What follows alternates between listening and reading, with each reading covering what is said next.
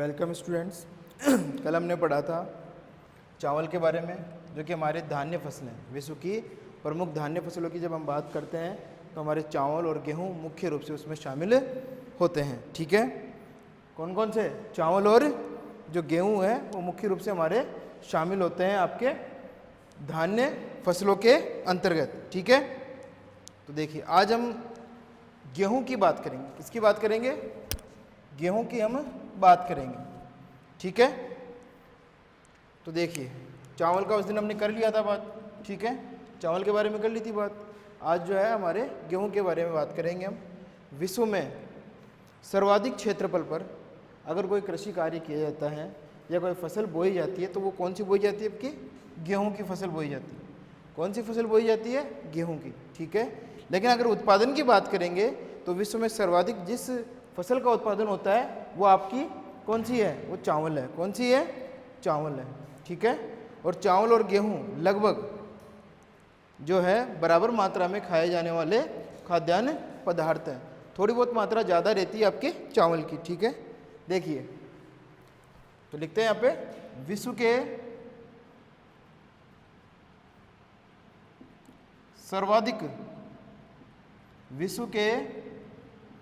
सर्वाधिक क्षेत्रफल पर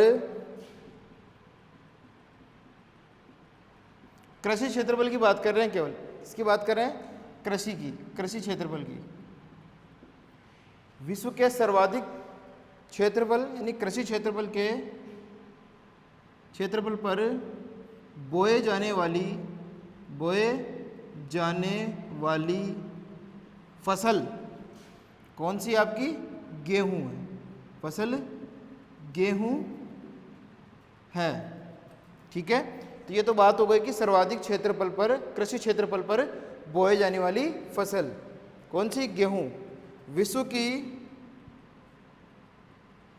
की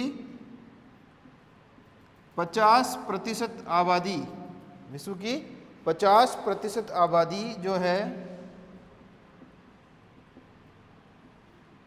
उसका प्रमुख खाद्यान्न जो है वो गेहूं है। का प्रमुख खाद्यान्न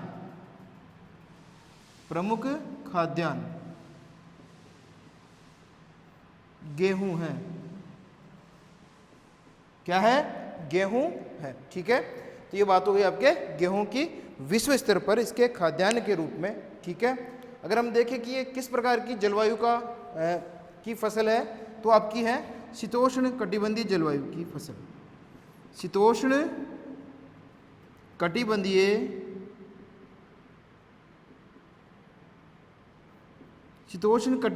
जलवायु की प्रमुख फसल है ये। शीतोष्ण कटिबंधीय जलवायु में जो है गेहूं की खेती सर्वाधिक देखने को मिलती है। ठीक है, इसीलिए अगर हम भारत को देखें उत्तरी भारत में इसीलिए गेहूं का जो उत्पादन है अधिक देखने को मिलता है, क्योंकि वहाँ पर हमको शीतोष्ण कटिबंधीय जलवायु और दक्षिण भारत में हमको जो है आपकी गर्म जलवायु देखने को मिलती है। ठीक है, इसीलिए शीतोष्ण कटिबंधीय जलवायु में आने वाले भारत के राज्यों में सर्वाधिक मात्रा में गेहूं का उत्पादन किया जाता है, जैसे उत्तर प्रदेश, मध्य प्रदेश, पंजाब, हरियाणा, बिहार, पश्चिम बंगाल। ठीक है, और हमारा राजस्थान का उत्तरी भाग तो आता ही है ना, इसमें गेहूं की खेती प्रचुर मात्रा में होती है। और जयपुर जो उत्तरी पूर्वी हमारे, उसमें गेहूं का उत्पादन हमको अधिक मात्रा में देखने को मिलता है। ठीक है, तो ये तो बात हो गई कि शीतोष्ण कटिबंधीय जलवायु में जो गेहूं है उसकी जो पैदावार है वो अधिक देखने को मिलती है। अब देखिए ग्लोब के संदर्भ में गेहूं का जो उत्पादन होता है वह कितने डिग्री अक्षांशों में हमको देखने को मिलता है, उसकी हम बात कर लेते हैं। सबसे पहले बात करते हैं उत्तरी गोलार्ध की। उत्तरी गोलार्ध में, ठीक है, उत्तरी गोलार्ध में जो है वो आपके गेहूं का जो उत्पादन है वो मुख्य रूप से आपके 30 डिग्री से लेकर 35 डिग्री, 30 डिग्री से लेकर 35 डिग्री उत्तरी अक्षांशों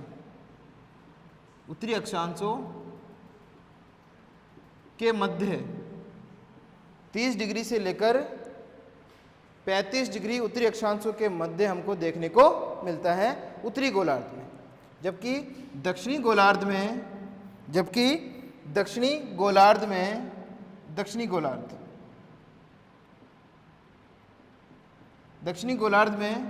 20 डिग्री से लेकर 40 डिग्री दक्षिणी अक्षांशों के मध्य हमें गेहूं की कृषि देखने को मिलती है। ठीक है, तो यह हो गया हमारे ग्लोब पर अक्षांशों के दृष्टिकोण से गेहूं का उत्पादन। किसका उत्पादन? गेहूं का उत्पादन। ठीक है, तो इतना जो हमारा है वो आपका क्लियर हो गया। ठीक है, दूसरी प्रमुख फसल है आपके धान्य फसलों में चावल के बाद में गेहूं।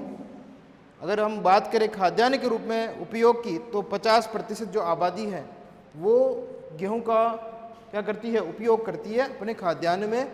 और सर्वाधिक क्षेत्रफल पर कृषि क्षेत्रफल पर बोए जाने वाली फसल आपकी गेहूं की फसल है। ठीक है, और ये तो बात कर ही ली थी हमने, शीतोष्ण कटिबंधीय जलवायु में ये जो फसल है गेहूं की वो हमको देखने को मिलती है। तो ये बात हमारी हो गई थी। ठीक है, उसके बाद में हम बात करेंगे कि गेहूं की फसल के लिए आवश्यक भौगोलिक दशाएं कौन सी होती हैं। गेहूं की फसल के लिए आवश्यक जो भौगोलिक दशाएं विश्व में किस प्रकार की देखने को मिलती हैं, उसके बारे में हम बात करते हैं। तो देखिए, हेडिंग डाल देते हैं, प्रमुख भौगोलिक दशाएं। प्रमुख भौगोलिक दशाएं किसके लिए? गेहूं उत्पादन के लिए। गेहूं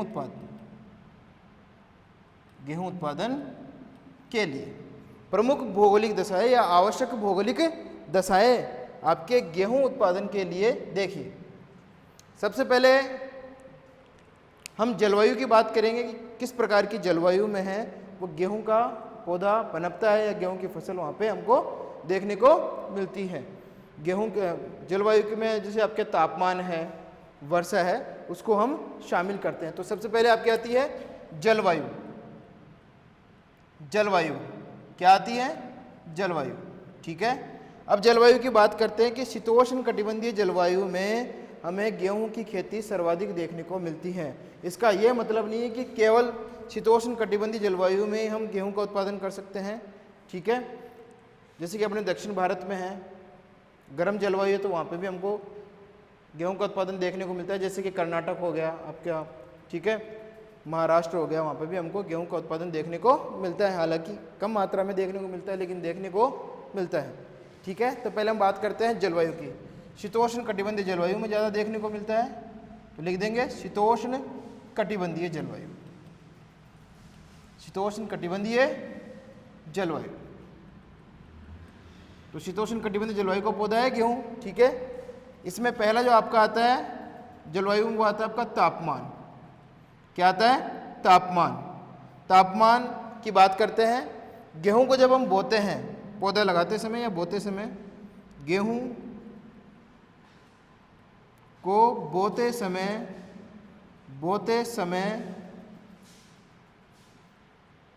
10 डिग्री तापमान की आवश्यकता होती है। कितने डिग्री तापमान की आवश्यकता होती है? 10 डिग्री तापमान की हमको आवश्यकता होती है। विकसित होते समय, अब जब विकास होगा, लगा दिया तो विकास भी तो होगा ना, विकास क्रम की बात करेंगे। ठीक है, बीज से पौधा बनेगा, पौधे से फिर वो फसल प्रारूप होगा और वह फिर लास्ट में जाके उसकी पकने की जो है वो प्रोसेस उसका पूरा होगा। विकसित होने तक या होने में, विकसित होने में 10 डिग्री से लेकर 16 डिग्री तापमान की आवश्यकता होती है। ठीक है, विकसित होने में 10 से लेकर 16 डिग्री तापमान की आवश्यकता होती है। और जब विकसित हो चुका होता है, मतलब पक रहा होता है, पकते समय 20 डिग्री तापमान की आवश्यकता हमें महसूस होती है आपके गेहूं के फसल प्रारूप में या गेहूं उत्पादन में। ठीक है, तो ये तो बात हो गई हमारे टेम्परेचर की। गेहूं में जो तापमान है वो हमको किस प्रकार का चाहिए, वो हमारे सामने है कि गेहूं को बोते समय 10 डिग्री तापमान हमारे लिए आवश्यक है, विकसित होने में 10 डिग्री से लेकर 16 डिग्री तापमान की आवश्यकता हमें होती है, और पकते समय जो तापमान हमें आवश्यक होता है वह लगभग आपके 10 से 16 डिग्री, और पकते समय जो है वह 20 डिग्री तापमान की हमें आवश्यकता होती है। कितने डिग्री तापमान की आवश्यकता होती है? 20 डिग्री तापमान की हमको आवश्यकता होती है। ठीक है, तो ये बात हो गई हमारे टेम्परेचर की। टेम्परेचर के बाद में दूसरा जो पॉइंट हमारा आता है वो आता है वर्षा। क्या आता है? वर्षा। ठीक है, तो वर्षा की बात करते हैं।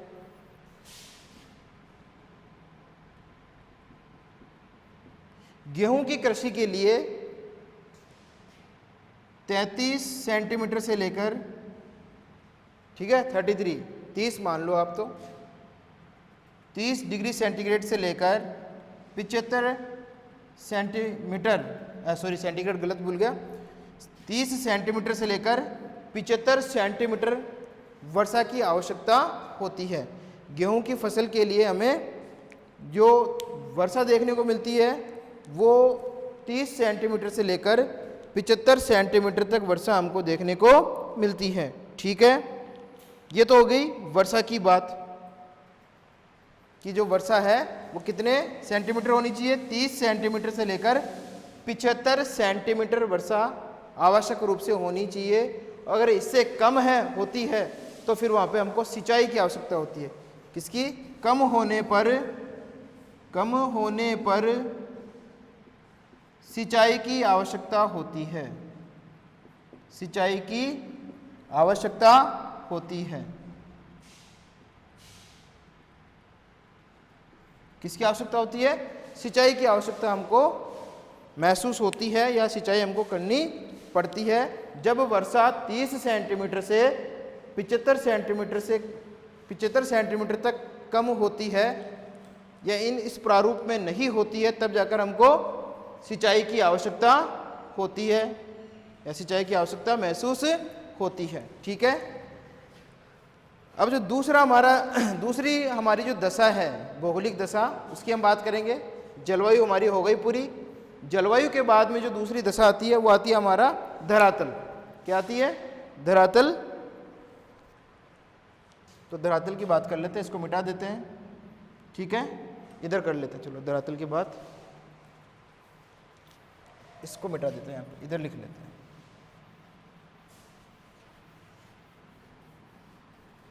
धरातल की बात कर लेते हैं पहले। दूसरी जो दशा होती है वो होती है धरातल। धरातल किस प्रकार का होना चाहिए इसकी बात करते हैं। देखिए, धरातल जो है वो सामान्य ढाल वाला इसमें होना आवश्यक होता है ताकि खेत में, ठीक है, खेत में पानी रुक नहीं सके। वर्षा का पानी आएगा उसका रुकना नहीं चाहिए। इसमें रुकना किस में चाहिए? रुकना चाहिए चावल के खेतों में, और गेहूं के खेतों में पानी का रुकना गेहूं की फसल के लिए नुकसानदायक होता है। ठीक है, तो इसलिए धरातल कैसा होना चाहिए? सामान्य ढाल वाला मैदान, सामान्य ढाल वाला मैदान होना चाहिए, और मैदान का प्रारूप लगभग समतल मैदान के समान होना चाहिए। किसके समान होना चाहिए? समतल मैदान के समान, लेकिन थोड़ा सा उसमें ढाल होना चाहिए ताकि वर्षा का जो जल है वो रुके नहीं। ठीक है, सामान्य ढाल वाला मैदान होना चाहिए, साथ ही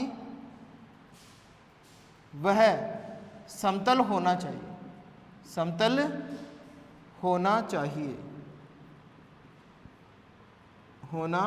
चाहिए जिससे जो भी कृषि कार्य हो, जैसे कि ट्रैक्टरों से जुताई वगैरह होती है, उसमें आसानी हो।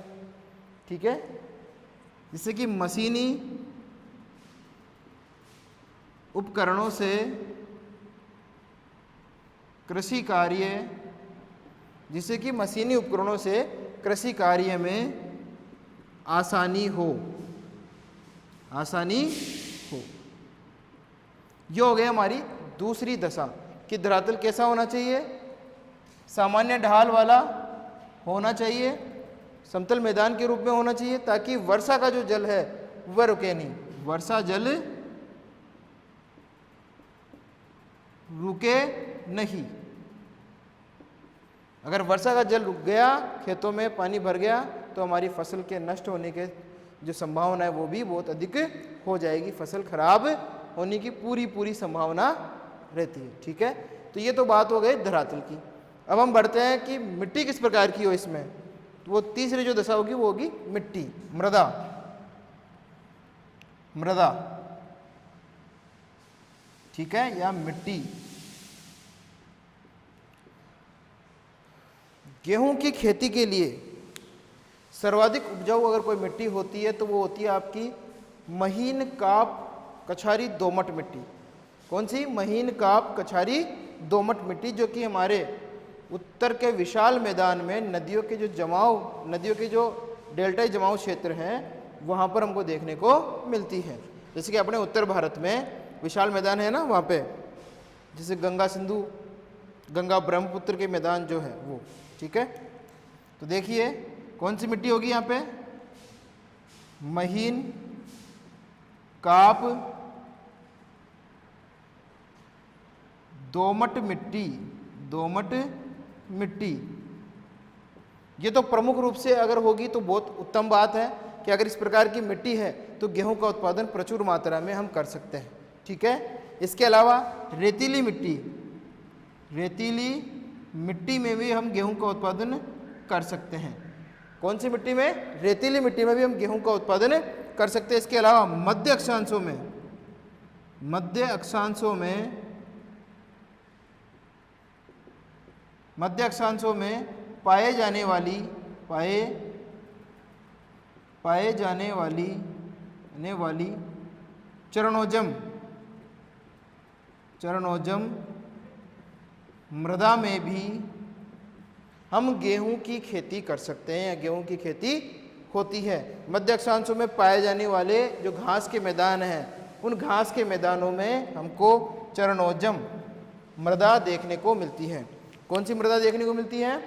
चरणोजम मृदा हमको देखने को मिलती है, जो हमारे गेहूं की फसल के लिए उत्तम होती है, जिसमें उसका उत्पादन हम कर सकते हैं। किसका उत्पादन? गेहूं का उत्पादन हम आसानी से कर सकते हैं। ठीक है, अब ये बात हो गई हमारी तीन दशाओं की। पहली हमारी जलवायु हो गई, दूसरी हमारा धरातल हो गया, तीसरा हमारा जो है मृदा हो गई या मिट्टी हो गई।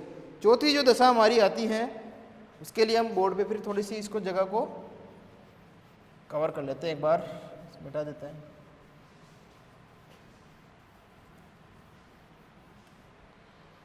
देखिए, तीसरा हो गया हमारा मृदा। उसके बाद में चौथा जो हमारा आता है वो आता है हमारा रासायनिक खाद, रासायनिक उर्वरक एवं खाद।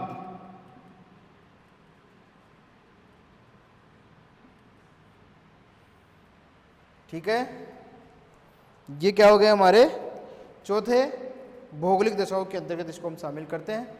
तो इसके अंतर्गत रासायनिक उर्वरक एवं खाद्य में खाद की बात करेंगे, खाद्य नहीं होगा, खाद की हम बात कर रहे हैं। ठीक है, तो जो जैसे कि आपके रासायनिक खाद जो होते हैं या रासायनिक उर्वरक जो होते हैं वो आपके गेहूं की फसल के साथ साथ दूसरी फसलों में भी उपयोग में लिए जाते हैं, लेकिन हम यहाँ पे भी गेहूं की बात कर रहे हैं। तो अगर हम भारत के संदर्भ में देखें तो भारत में सर्वाधिक रासायनिक खादों का उपयोग जो है उत्तर भारत में मुख्य रूप से आपके पंजाब और हरियाणा राज्यों में किया जाता है। कहाँ किया जाता है? पंजाब और हरियाणा राज्यों में, अधिक उत्पादन प्राप्त करने के लिए। तो बात क्या आई कि गेहूं का अधिक उत्पादन किससे प्राप्त हो रहा है? रासायनिक उर्वरकों से। और यहाँ पे खाद मैंने जो बताई है वो खाद जो आपकी आती है, इसको थोड़ा सही कर लेते हैं। खाद जो हमारी आती है वो गोबर खाद भी हो सकती है, वनस्पति खाद भी हो सकती है, पेड़ पौधों से जो बनी हुई होती है वो भी इसमें हम ऐड कर सकते हैं। तो देखिए कौन कौन सी जो उर्वरक है वो हमारे गेहूं के लिए उपयोगी है या गेहूं के कृषि में जिनका उपयोग किया जाता है, जैसे नाइट्रोजन,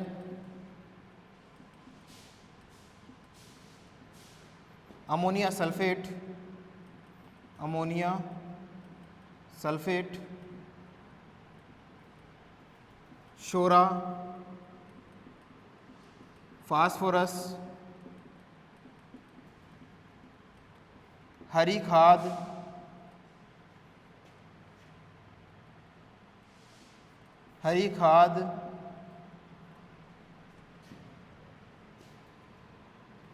गोबर खाद, ये सभी हमारे रासायनिक उर्वरक एवं खाद के अंतर्गत शामिल किए जाते हैं, जिसके माध्यम से हमारी गेहूं की फसल जो है वो हम प्राप्त करते हैं अधिक उत्पादन के रूप में। किसके रूप में? अधिक उत्पादन के रूप में हम प्राप्त करते हैं। ठीक है, तो ये हमारा जो है चौथी भौगोलिक दशा पूरी होती है। ठीक है, अब आती है आपकी पांचवी भौगोलिक दशा। चौथी हो गई, इसमें नाइट्रोजन, अमोनियम सल्फेट वगैरह, शोरा वगैरह, फास्फोरस वगैरह, हरी खाद हो गई, गोबर खाद हो गई, मतलब सारे रासायनिक उर्वरक इसके अंतर्गत हम शामिल करते हैं। मुख्य रूप से नाइट्रोजन, अमोनिया सल्फेट, शोरा, फास्फोरस, हरी खाद, गोबर खाद वगैरह जो है वो हम इसमें ऐड करते हैं। ठीक है, ये जो रासायनिक उर्वरकों के अंतर्गत शामिल किए जाते हैं। अब आता है पांचवा टॉपिक, वो है श्रम।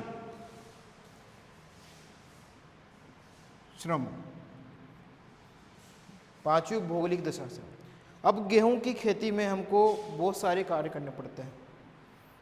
ठीक है, जैसे जुताई वगैरह है, गुड़ाई वगैरह है, इसके अलावा फसलों को काटना है। ठीक है, समय समय पर उसमें कीटनाशकों का उपयोग करना है। इन सभी चीज़ों का हमको ध्यान रखना पड़ता है, और इन चीज़ों का ध्यान कौन रख सकता है? श्रमिक रख सकते हैं। कौन रखते हैं? श्रमिक। इसके अलावा अगर हम अमेरिका, यूएसए की बात करें, कनाडा की बात करें, ऑस्ट्रेलिया की बात करें, तो वहाँ पे बड़े बड़े कृषि फार्मों पर कृषि कार्य गेहूं का किया जाता है, जिसमें मशीनी उपकरण वगैरह है वो ज़्यादा उपयोग में लिए जाते हैं, यांत्रिक कृषि ज़्यादा उपयोग में ली जाती है। उसमें भी मनुष्यों की आवश्यकता होती है उन मशीनों को चलाने के लिए। ठीक है, भली भांति उनको कंबाइन करने के लिए हमको मशीनों की आवश्यकता, मानव श्रमिकों की आवश्यकता होती है। तो जब तक श्रमिक उपलब्ध नहीं है हम गेहूं की कृषि नहीं कर सकते। श्रमिक जो है वो सस्ते होने चाहिए। तो ये तो बात हो गई श्रमिक की या श्रम की, कि हमारी जो गेहूं की फसल है उसमें बहुत सारे ऐसे कार्य होते हैं जिनको बिना मानव श्रम के हम नहीं कर सकते हैं। जैसे कटाई वगैरह हो गई, कटाई के लिए मशीन आ गई, लेकिन मशीन को चलाए कौन? श्रमिक ही चलाएगा। ठीक है, तो श्रमिक जो होगा वो इसमें ऐड होगा। खाद वगैरह डाल रहे हैं, रासायनिक उर्वरकों का उपयोग कर रहे हैं, कीटनाशकों का उपयोग कर रहे हैं, तो वो उनको डालेगा कौन खेतों में? तो वो डालने के लिए हमको श्रमिकों को रखना पड़ता है।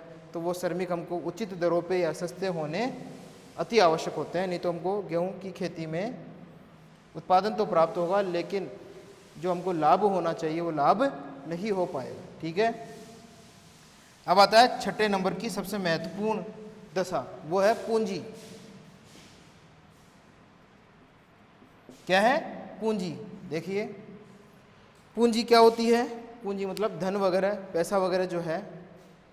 गेहूं की खेती के लिए हमको बड़े बड़े कृषि फार्म हैं, उसमें गेहूं की खेती कर रहे हैं अगर हम, तो उसके लिए हमको बहुत सारी मशीनों की आवश्यकता होती है, यांत्रिक कृषि जब हम उसमें करते हैं तो। ठीक है, तो जैसे ट्रैक्टर वगैरह है, कंबाइन है, ये ऐसी मशीन है जिनकी सहायता से हम कृषि कार्य यहाँ पे संपन्न करते हैं। और ये बिना पैसों के तो आ नहीं सकते, इसके लिए हमको पूंजी की आवश्यकता होती है।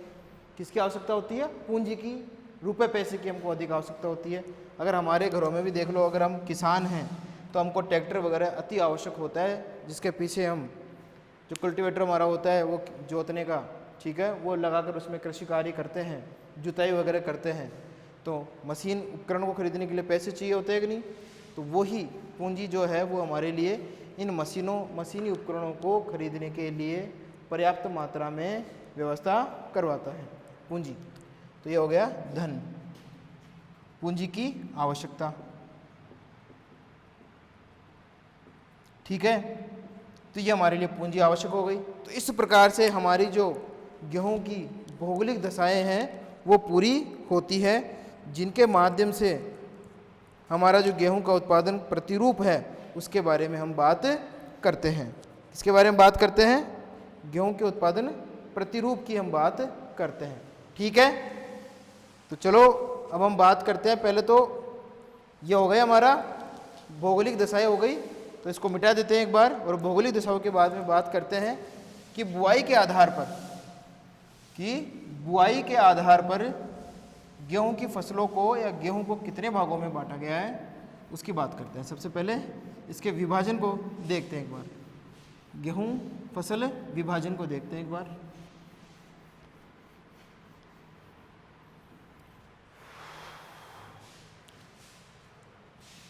बुआई के आधार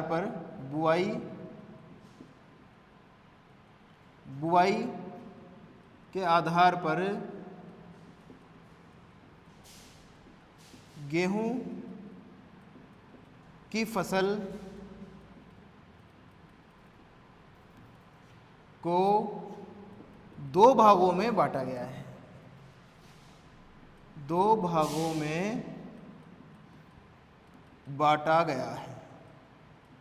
कितने भागों में बांटा गया है? 2 भागों में बांटा गया है।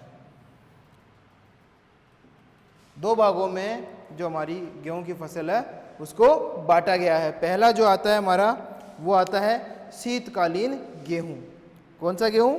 शीतकालीन गेहूं। और दूसरा जो आता है वो आता है बसंतकालीन गेहूं। तो नाम लिखता हूं यहाँ पे, शीतकालीन गेहूं।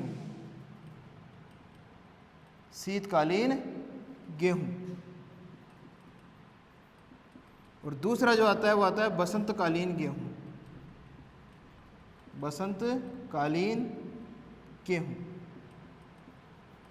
सबसे पहले हम बात करेंगे शीतकालीन गेहूं की, ठीक है? इधर लिख लेते हैं शीतकालीन गेहूं, ठीक है?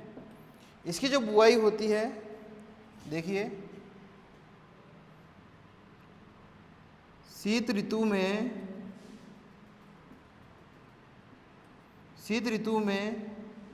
इसको बोया जाता है।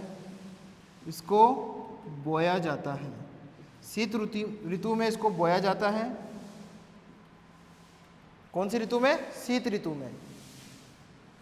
शीत ऋतु में बोकर ग्रीष्म ऋतु में, शीत ऋतु में इसको बोया जाता है। बोने के बाद में ग्रीष्म ऋतु के प्रारंभ में, ग्रीष्म ऋतु में ही काट लेते हैं इसको। ग्रीष्म ऋतु में इसे काटा जाता है, ठीक है? तो ग्रीष्म ऋतु में इसे हम काट लेते हैं। किसे? शीतकालीन गेहूं को। शीत ऋतु में तो बो दिया, और शीत ऋतु में तो बो दिया, और ग्रीष्म ऋतु में इसको हम लोग फसल के रूप में, उपज के रूप में प्राप्त कर लेते हैं। अब क्या है, इस फसल को भी या शीतकालीन गेहूं को भी 2 भागों में बांटते हैं। कितने भागों में बांटते हैं? 2 भागों में इसको बांटा गया है। देखिए 2 भाग कौन से हैं? पहला है शुष्क प्रदेशों में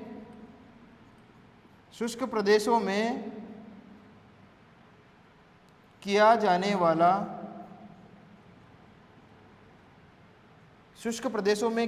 वाला गेहूं उत्पादन, जिसे शुष्क प्रदेशों में किया जाने वाला गेहूं उत्पादन, जिसे क्या कहते हैं? उसे कहते हैं शुष्क प्रदेशों में किया जाने वाला लाल चिमड़ा गेहूं।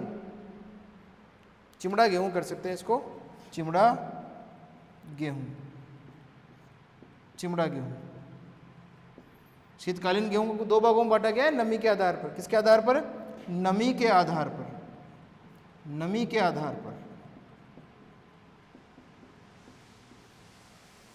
आधार पर 2 भागों में से बांटा गया है। कौन कौन सा?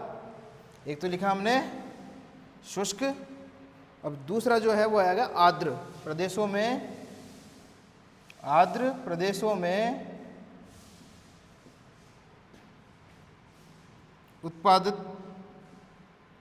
उत्पादित किया जाने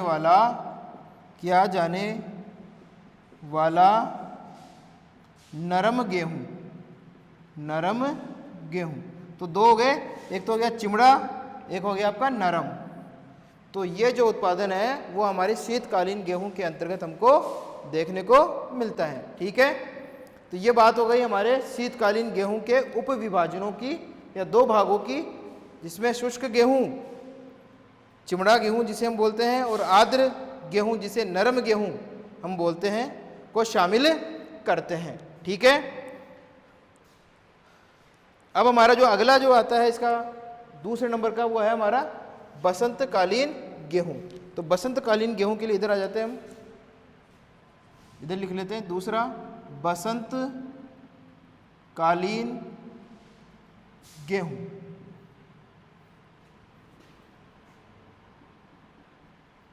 बसंतकालीन गेहूं आ गए। ठीक है, बसंतकालीन गेहूं का उत्पादन जो होता है, इसे बसंत काल में इसे बोया जाता है। कब बोया जाता है? वसंत काल में इसे बोया जाता है। और यहाँ जो गेहूं उत्पादित होता है उसे चिमो गेहूं कहते हैं। बसंत काल में इसे बोया जाता है और बसंत काल में उत्पादित होने वाला, और बसंत काल में उत्पादित होने वाले गेहूं को चिमो, शब्द ध्यान से सुन लेना, चिमो गेहूं कहते हैं। क्या कहते हैं? चिमो गेहूं कहते हैं। क्या कहते हैं? चिमो गेहूं। तो ये हमारे प्रारूप की बात हो गई गेहूं के बारे में। सबसे पहले हमने देखा कि गेहूं का उत्पादन जो है वो हमारे लगभग 50% लोगों को खाद्यान्न के रूप में करने के लिए किया जाता है।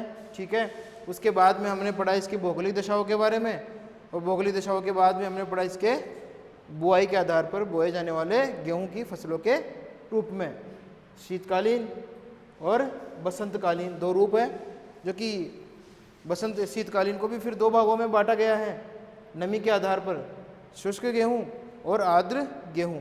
शुष्क गेहूं को चिमड़ा गेहूं कहते हैं और आर्द्र गेहूं को नरम गेहूं कहते हैं। क्या कहते हैं? नरम गेहूं। विश्व में जो है लगभग 80% अगर हम कोई गेहूं देखते हैं तो वो शीतकालीन गेहूं देखते हैं, और शीतकालीन में भी कौन सा? नरम गेहूं। ये नरम गेहूं हम देखते हैं। 80% गेहूं का उत्पादन अगर कहीं पे होता है तो ये नरम गेहूं के रूप में हमको देखने को मिलता है। शीतकालीन गेहूं हो गया, कौन सा हो गया? शीतकालीन गेहूं। ठीक है, बसंतकालीन गेहूं हो गया, उसमें बसंत काल में हम बोते हैं, और उस गेहूं को जो बसंत काल में पैदा होता है उसे चिमो कहते हैं। क्या कहते हैं? चिमो। तो ये तो हो गई हमारे इसके प्रारूप की बात। अब हम देखते हैं कि विश्व में महाद्वीपों के अनुसार उत्पादन प्रतिरूप वह किस प्रकार से देखने को मिलता है। तो इसके लिए बोर्ड को फिर एक बार हम साफ कर लेते हैं। देखिए,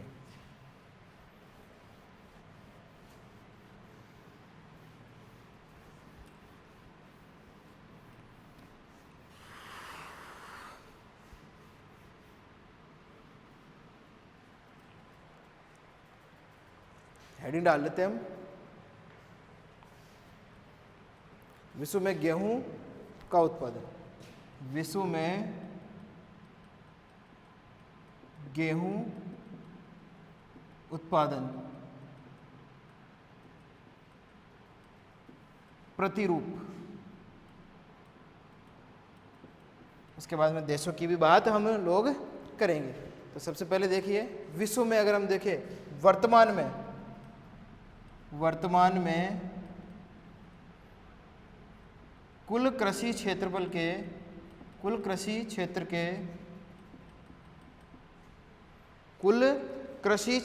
के 23.9 करोड़, कुल कृषि क्षेत्र के 23.9 करोड़ हेक्टेयर भाग पर गेहूं की खेती की जाती है। गेहूं की खेती की जाती है। ठीक है, तो ये तो बात हो गई कि विश्व में कितने क्षेत्रफल पर कृषि कार्य हमको देखने को मिलता है। कृषि का जो क्षेत्र है उसमें कितने भाग पर गेहूं का उत्पादन होता है, तो वो होता है आपके 23.9 करोड़ हेक्टेयर भाग पर। 23.9 करोड़ हेक्टेयर भाग पर। अब हम देखते हैं कि महाद्वीपों में कितने कितने प्रतिशत जो है वो गेहूं का हमको देखने को मिलता है। तो सबसे पहले विश्व में सर्वाधिक एशिया महाद्वीप, एशिया महाद्वीप में जो गेहूं का उत्पादन होता है, एशिया महाद्वीप में विश्व का 37%, कितना प्रतिशत? 37% गेहूं का उत्पादन किया जाता है। ठीक है। एशिया के बाद में आता है आपका यूरोप। कौन सा आता है? यूरोप। यूरोप में जो उत्पादन आता है वो आता है 24%। कितना आता है? 24%। ठीक है। यूरोप के बाद में जो आता है वो आता है आपका उत्तरी अमेरिका। उत्तरी अमेरिका, उत्तरी अमेरिका में वो 17%। कितना प्रतिशत? 17% जो उत्पादन है वो हमको देखने को मिलता है। उसके बाद में आता है सोवियत रूस, पूर्व सोवियत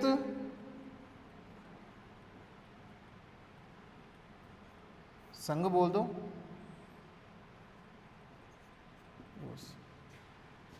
ये भी 17%। कितना प्रतिशत है? 17%। तो ये प्रारूप हमको देखने को मिलता है हमारे एशिया महाद्वीप में, यूरोप में, उत्तरी अमेरिका में, पूर्व सोवियत संघ में भी हमको ये देखने को मिलता है 17%। ठीक है। अब हम देखते हैं बाकी के बचे हुए जो महाद्वीप है, जैसे कि ऑस्ट्रेलिया, ऑस्ट्रेलिया हो गया आपका, दक्षिणी अमेरिका हो गया, और गेहूं उत्पादन में सबसे कम अगर हम कोई देश, कोई महाद्वीप को मानते हैं तो वो आपका अफ्रीका। तीनों में मिला के 9%। कितना प्रतिशत? 9% गेहूं का उत्पादन हम प्राप्त करते हैं। तो ये महाद्वीपों के अनुसार हमारे गेहूं उत्पादन प्रतिरूप परसेंटेज या प्रतिशत के रूप में देखने को मिलता है। ठीक है। तो ये हो गया हमारा ऑस्ट्रेलिया, दक्षिणी अमेरिका और अफ्रीका महाद्वीप का गेहूं उत्पादन प्रतिशत। सर्वाधिक जो है वो आपके एशिया महाद्वीप में 37%, यूरोप में जो आपका 24%, उत्तरी अमेरिका में आपका 17%, पूर्व सोवियत संघ में 17%, और ऑस्ट्रेलिया, दक्षिणी अमेरिका और अफ्रीका में आपका जो गेहूं उत्पादन प्रतिशत देखने को मिलता है वो आपका देखने को मिलता है 9%। ठीक है। ये तो हो गई विश्व स्तर पर महाद्वीपों के अनुसार गेहूं उत्पादन प्रतिशत की बात। अब हम देखते हैं कि विश्व में इन महाद्वीपों में कौन कौन से देशों में गेहूं का उत्पादन किस स्तर पे किया जाता है, कितना किया जाता है, कौन सा देश निर्यात करता है, कौन सा देश आयात करता है, उसकी हम बात करेंगे। वैसे तो ज़्यादातर जो देश आयात करते हैं वो आपके अफ्रीकन देश हो गए, यूरोप के कुछ देश हो गए, और दक्षिणी एशिया और दक्षिणी पूर्वी एशिया के कुछ देश भी इसमें आयात करते हैं। लेकिन जब आवश्यकता होती है तभी आयात करते हैं। वैसे इनका उत्पादन है प्रचुर मात्रा में इनके पास में अवेलेबल रहता है, होता है। ठीक है। अब हम देखते हैं विश्व में सबसे ज़्यादा उत्पादन गेहूं का कौन सा देश करता है। तो नंबर 1 देश के बारे में सबसे पहले पढ़ेंगे तो वो आता है एशिया महाद्वीप में चीन। सबसे पहले नंबर 1 जिसकी बात करेंगे वो है चीन। चीन की हम बात करते हैं। विश्व में अगर कहीं पर गेहूं का उत्पादन सर्वाधिक होता है तो वो चीन देश है। कौन सा देश है? चीन देश है जहां पे गेहूं का उत्पादन पूरे विश्व में सर्वाधिक देखने को मिलता है। कहाँ देखने को मिलता है? चीन में सर्वाधिक उत्पादन देखने को मिलता है। तो देखिए विश्व का सर्वाधिक गेहूं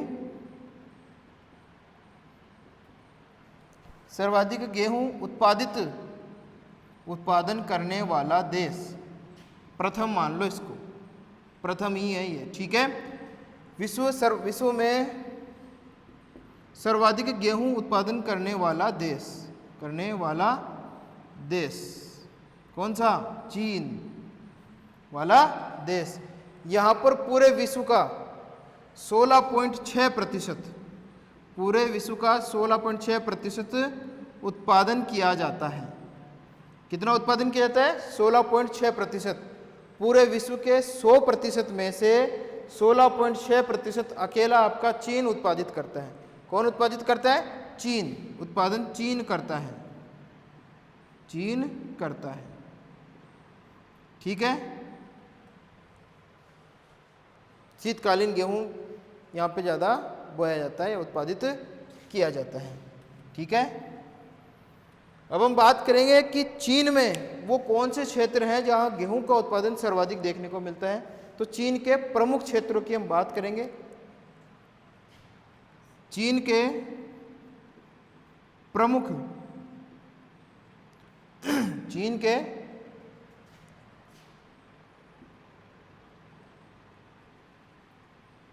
चीन के प्रमुख गेहूं उत्पादक क्षेत्र। ठीक है। तो क्षेत्रों की हम बात कर लेते हैं, कौन कौन से क्षेत्र हैं। तो देखिए, सबसे पहला जो क्षेत्र आता है चीन में वो आता है हांगहो नदी क्षेत्र। हांगहो नदी, हांगहो एवं करना हांगहो एवं इसकी सहायक नदी, हांगहो एवं इसकी सहायक नदियों के प्रदेश, नदियों के प्रदेश। ये हो गया इसका पहला प्रमुख क्षेत्र जहाँ पर गेहूं का उत्पादन सर्वाधिक किया जाता है। दूसरा जो आता है वो आता है, दूसरा यहाँ का है वो आप हांगो नदी के बाद में आता है लोयस, चीन का लोयस प्रदेश। चीन का लोयस प्रदेश, लोयस प्रदेश। ठीक है। यह हो गया आपका चीन का दूसरा प्रमुख गेहूं उत्पादक क्षेत्र। तीसरा आता है आपका मंगोलिया का सीमावर्ती क्षेत्र। मंगोलिया का सीमावर्ती क्षेत्र, सीमावर्ती क्षेत्र। ठीक है। जहां गेहूं का उत्पादन सर्वाधिक किया जाता है। इसके अलावा यांगटीसी क्यांग नदी घाटी क्षेत्र में भी गेहूं का उत्पादन किया जाता है। ठीक है। ये प्रमुख आपके क्षेत्र हो गए चीन के, जहां पर गेहूं का उत्पादन प्रचुर मात्रा में किया जाता है। ठीक है। तो ये तो बात हो गई हमारे गेहूं उत्पादन के चीन में, जहाँ पे प्रचुर मात्रा में गेहूं का उत्पादन किया जाता है प्रमुख रूप से। ठीक है। सर्वाधिक मतलब की बात करेंगे तो चीन के लगभग 70% गेहूं का उत्पादन यहाँ पे किया जाता है इन प्रदेशों में। 70 से 80% जो गेहूं का उत्पादन है वो यहाँ पे देखने को मिलता है चीन में। ठीक है। तो ये चीन हो गया। चीन के बाद में जो अगला देश आता है वो आता है अपना भारत। कौन सा आता है? भारत। तो हम भारत की बात करेंगे अब।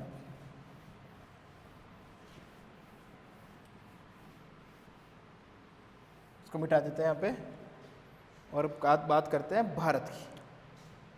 दूसरे नंबर पे भारत। तो भारत की हम शुरुआत करते हैं शुरू से ही। भारत में जो है गेहूं का उत्पादन हरित क्रांति में, चावल और गेहूं का उत्पादन हरित क्रांति के दौरान बढ़ा था। कब बढ़ा था? हरित क्रांति के दौरान। और भारत में हरित क्रांति की शुरुआत हुई थी 1966 और 7 में, 1966-67 में। कब हुई थी? 1966-67 में। तब से लेकर वर्तमान समय तक हम गेहूं का उत्पादन है वो प्रतिरूप को बढ़ाते आ रहे हैं अपने भारत में। ठीक है। तो देखिए भारत को देखते हैं। विश्व में दूसरा बड़ा गेहूं उत्पादक देश कौन सा है? हमारा भारत है। यहां पर अगर हम देखें प्रतिवर्ष भारत में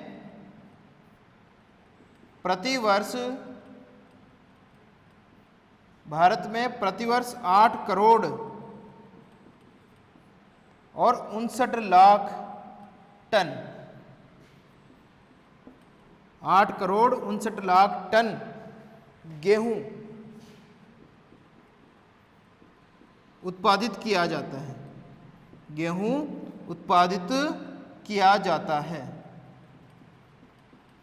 ठीक है, तो ये बात हो गई गेहूं की अपने भारत में जो उत्पादन है प्रतिरूप, वो हमको इस यहाँ पे 8,59,00,000 टन प्रतिवर्ष के रूप में देखने को मिलता है।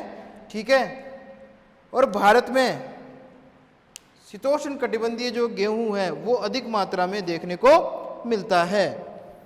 और क्षेत्रफल भी जो हमारा है वो उत्तरी भारत में सर्वाधिक देखने को मिलता है आपके गेहूं का। कहाँ देखने को मिलता है? गेहूं का देखने को मिलता है। ठीक है, तो ये तो बात हो गई अपने भारत में उत्पादन प्रतिरूप की। अब देखिए भारत में प्रमुख गेहूं उत्पादक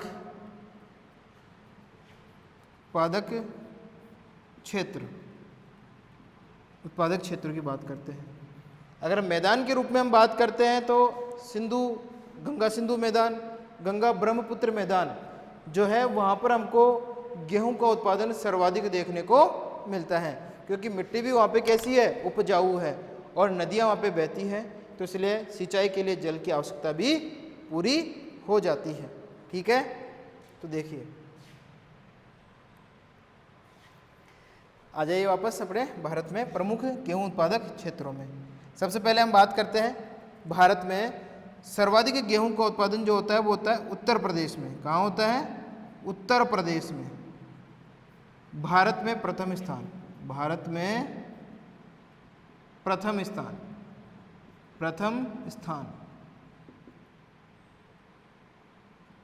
प्रथम स्थान किसका है? उत्तर प्रदेश का आता है गेहूं में। उत्तर प्रदेश के बाद में जो क्रम है वो आपका पंजाब में गेहूं का उत्पादन होता है, हरियाणा,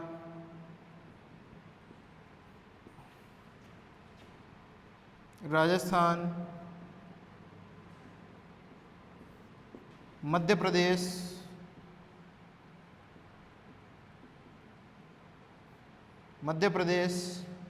बिहार, छत्तीसगढ़, कर्नाटक, पंजाब, हरियाणा, राजस्थान, मध्य प्रदेश, बिहार, छत्तीसगढ़, कर्नाटक, पश्चिम बंगाल। ठीक है, ये क्या है? भारत के प्रमुख गेहूं उत्पादक राज्य या क्षेत्र जो हैं वो हमको देखने को मिलते हैं। ठीक है, तो ये हमारे प्रमुख गेहूं उत्पादक राज्य हो गए। उत्तर प्रदेश, पंजाब, हरियाणा, राजस्थान, मध्य प्रदेश, बिहार, छत्तीसगढ़, कर्नाटक, पश्चिम बंगाल। यहाँ पर सर्वाधिक गेहूं का उत्पादन हमको देखने को मिलता है। अगर प्रति हेक्टेयर उत्पादन की बात करेंगे तो पंजाब और हरियाणा में अधिक देखने को मिलता है। कहाँ देखने को मिलता है? पंजाब और हरियाणा में। लेकिन अगर हम प्रति व्यक्ति उत्पादन की बात करेंगे तो वह हमारे उत्तर प्रदेश में अधिक देखने को मिलता है। संपूर्ण रूप से बात करेंगे कि गेहूं का सर्वाधिक उत्पादन कहाँ होता है, तो उत्तर प्रदेश में होता है। कहाँ होता है? उत्तर प्रदेश में। नदी घाटियों की अगर हम बात करें भारत के नदी घाटियों में, तो सिंधु नदी का मैदान,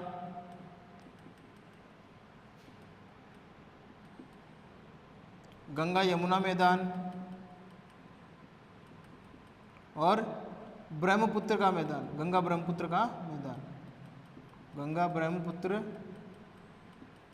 का मैदान, यहाँ पर हमको गेहूं का उत्पादन है वो सर्वाधिक मात्रा में देखने को मिलता है। ठीक है, तो ये तो बात हो गई पहले और दूसरे देश की, जहाँ उत्पादन जो है वो इस प्रकार से देखने को मिलता है। ठीक है, अब भारत के बाद में जो तीसरा स्थान आता है वो आता है आपके तीसरे नंबर पे जो देश आता है वो आता है रूस। कौन सा आता है? रूस। तो हम रूस की बात करेंगे।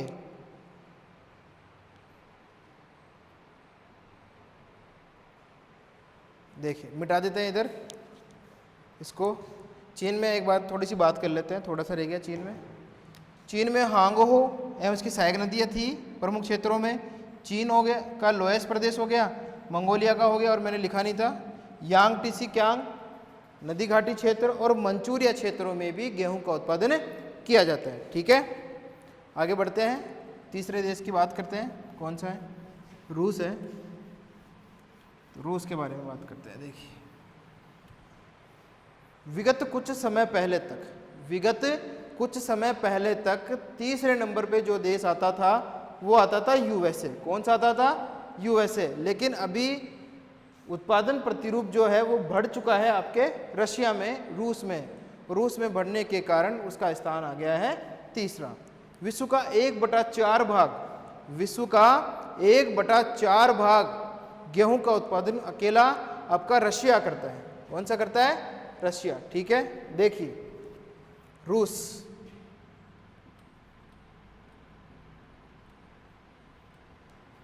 विश्व का 1/4 भाग गेहूं का उत्पादन आपका रूस करता है। कौन करता है?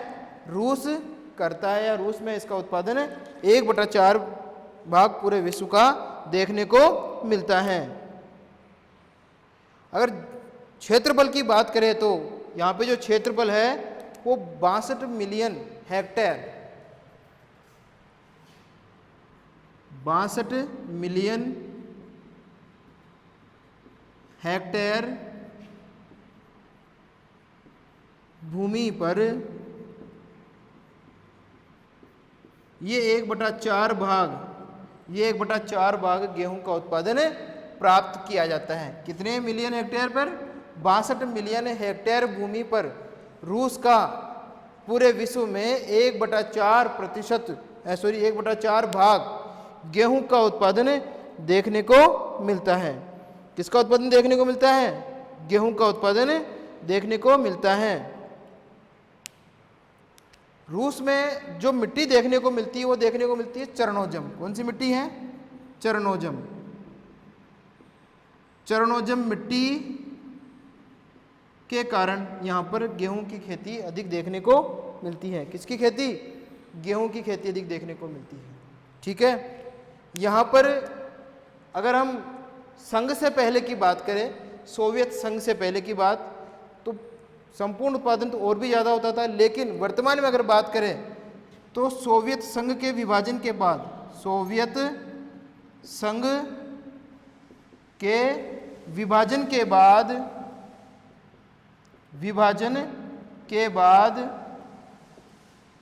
गेहूं के उत्पादन जो क्षेत्र थे, गेहूं के उत्पादन क्षेत्र कहाँ चले गए? यूक्रेन में चले गए। कहाँ चले गए? यूक्रेन में।